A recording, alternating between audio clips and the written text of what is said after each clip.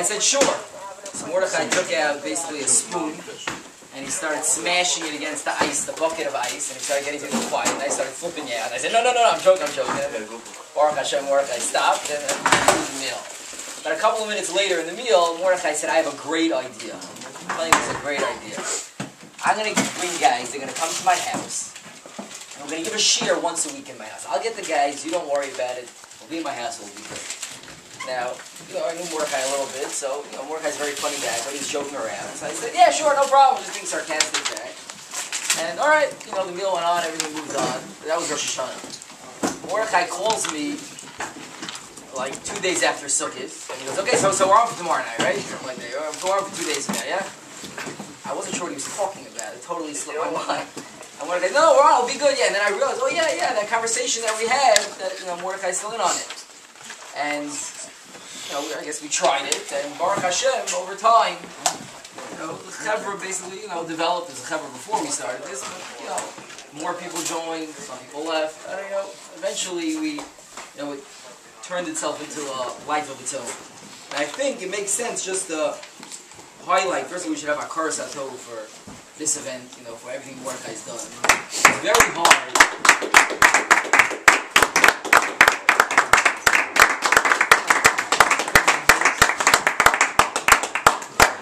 It's very hard. It's a lot of fun to come up with a chap. It's a lot of fun to do something. After you do something, we all know this. After you do something 3 or 4 times, it's really boring, right? That's the way we are. And to keep up something, week after week after week, after 100 weeks, and it's a little more, and keep going and going, consistently.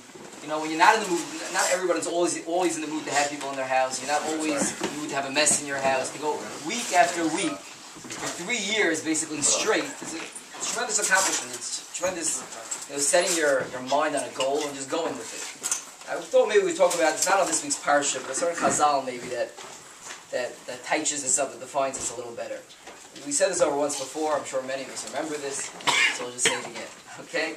It says by Noach, in Parshas Noach, what happened was that Noach comes out of the Teva, and we know Noach built a vineyard, and the Torah criticized him for doing it, and then Noach gets drunk.